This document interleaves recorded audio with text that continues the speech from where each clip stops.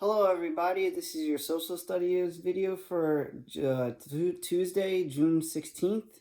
We're getting towards the end, so here we go. Last week we left off talking about how women contributed to the American Revolution war, and some even disguised themselves as men fighting. Others brought water and tended to wounded soldiers. We also talked about Native Americans and how they fought for both sides of either the colonists or the British. So now we're on lesson 5, and it's titled "Winning Independence." Okay, I'm gonna start reading so you could follow along. It says, have you ever planned to do something that you thought would be easy and then found it was harder than expected? That's what happened to the British Army. They expected to defeat the Americans quickly. After 3 years of war, however, things were not going as they had planned. Advantages and allies. One reason the Americans were winning the war was they were fighting on their own land. They knew the geography and then made good use of it. They could also get food and supplies more easily than the British, who had to ship goods more than 3,000 miles across the ocean. The colonists had another advantage. Many people believed that independence was a cause worth fighting for. That attracted soldiers from other countries, such as Frederick von Steuben, who helped at Valley Forge. Another important friend to the Americans was the Marquis de Lafayette. He arrived in Philadelphia 2 years after the American Revolution began. The colonists made him a major general of the Continental Army. France was the United States' first ally. But as the war went on, other nations also gave support. The Dutch sent arms and ammunition and made loans to the Americans, means they gave us money. Spain, which claimed land west of the Mississippi River, also declared war on Great Britain in 1779. So as time goes on and we're doing good, more and more countries help out the American cause, okay? So it wasn't just us fighting against the British, okay? We got a lot of help from other nations, and without it, we probably would not have been able to achieve independence, I don't think. But anyway, that's historians debate that, been debating that for years. Would we have won if we didn't get the help that we got from other countries? Okay, going on to page 175. Right here, I've got a map. Okay, looks like that. Okay, I'm going to read, so follow along. Bernardo de Gavales, the Spanish governor of Louisiana, provided money and supplies to Patriot forces. He attacked the British forts in Baton Rouge, Natchez Mobile, and Pensacola. Spanish control of these forts kept the British from entering the Mississippi River. The British had invaded the South and wanted to capture seaports. In 1778, they captured Savannah, its capital of Georgia. They expected to get support from Southern loyalists when they attacked forts in South Carolina. At first, the strategy or plan worked, and the British began winning battles. In 1780, they captured Charleston, South Carolina. Because of Galvez's attacks, some British troops were called away from battles, the Carolinas, to fight in the Gulf. Galvez's capture of most of the British forts in the Gulf of Mexico also helped the Patriots. Galvez's actions helped Spain regain control of Florida from the British. It says, look at the battles that were fought in the South. Explain why Galvez's victories were important. Okay, so remember the British wanted control of the ports, meaning seaports, okay, so they could ship supplies for the soldiers. So the reason why Galvez's victories were important was he closed off the seaports to the British. Okay, so we're gonna write that down. Hold on, get a pen.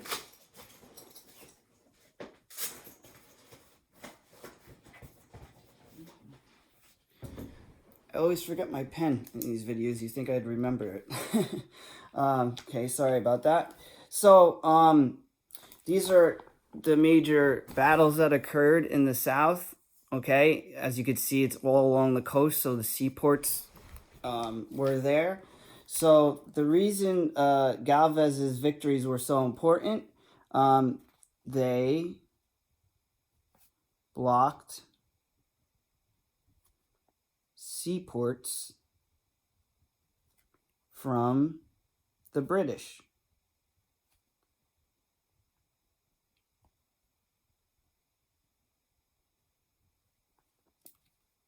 Okay.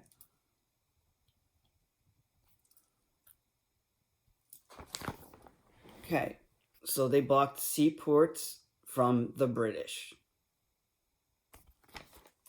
Okay.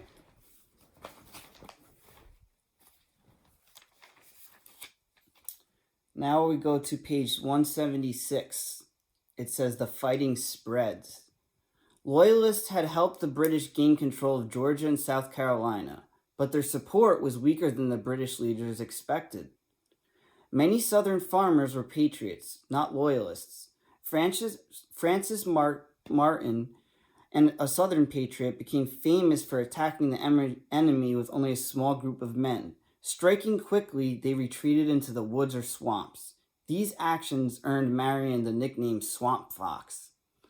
In 1780, General Nathan Greene took command of the American army in the South. Greene had fewer soldiers than the British, so he avoided open battles. This is smart. He knew he was outnumbered, so he avoided straight head-to-head battles. Instead, Greene's troops attacked and then retreated again and again. This forced the British to chase the Patriots. British supplies dwindled, which means they went down, and then the soldiers grew tired from searching for Greene's enemy. So this was a good military strategy. Fighting took place in other regions too. In 1779, an American named George Rogers Clark captured Fort Vincennes, which is in present-day Indiana. Much farther away, off the coast of Great Britain, John Paul Jones, an American sea captain, attacked a British ship. The two sides fought for several hours. "Will you surrender?" asked the British captain. Replied Jones, "I have not yet begun to fight." When the battle finally ended, it was the British captain who surrendered to Jones. Okay, so that brings us to question 2, cause and effect. John Paul Jones would not surrender to a British naval ship. Describe the effect Jones's victory might have had on soldiers in America. So this was a captain whose ship was very close to a British ship, okay? And they fought for several hours, and he didn't give up, and he beat the British. So what's the effect? Remember, people were inspired by this cause. They were inspired by how good we were doing. So this is just another example of that we beat the British. So the soldiers would probably be inspired. So I'm going to put the soldiers would be inspired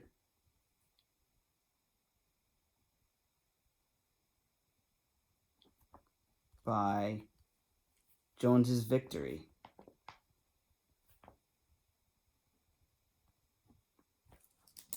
Okay.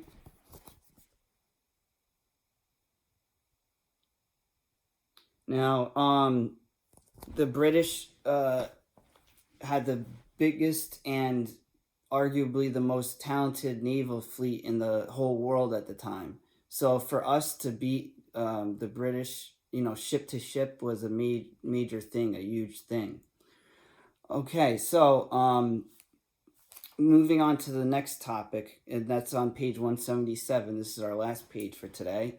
I know throwing a lot of information at you. Talks about African Americans fight for freedom. Okay, so throughout the war, African Americans fought for both the Patriots and the British. Kind of like the Native Americans I was talking about, they fought for both sides. Early in the war, a British official offered to free any slaves who fought for Great Britain. Remember, we were talking about slavery going on at the time. Thousands of enslaved African Americans escaped and then joined the British. Many other African Americans fought on the side of the Patriots. Some of them, like Peter Salem, gained their freedom by fighting against the British. Salem fought at the Battle of Bunker Hill and again at the Battle of Saratoga. Remember, those were two major battles of the American Revolutionary War. More than half the soldiers in the 1st Rhode Island Regiment were African Americans. Some of the men in this regiment gained their freedom by fighting. Others were free men when they joined the unit. Some African Americans, including James Armistead, worked as Patriot spies. Armistead, who was enslaved at the time, spied on the British generals. He gathered information that helped to win the last battle of the war at Yorktown, Virginia. After the war,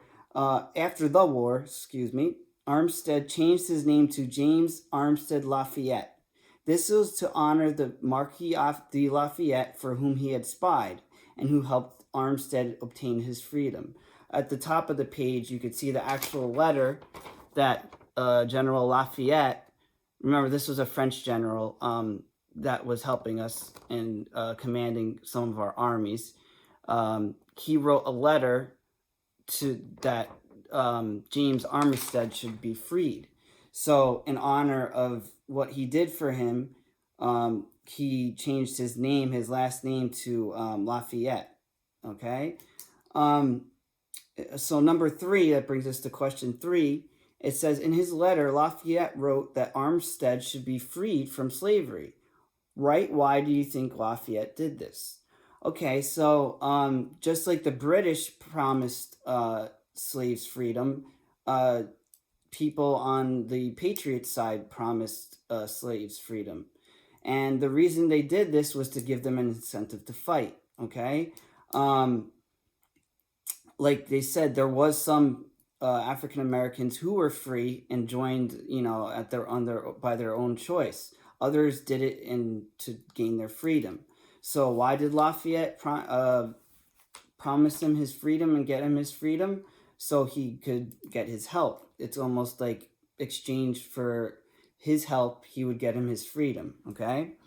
So, because Armistead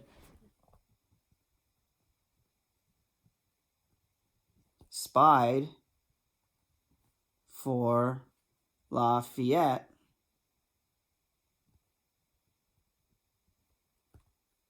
he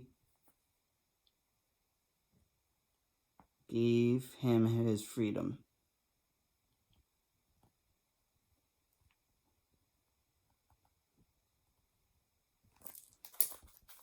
Right?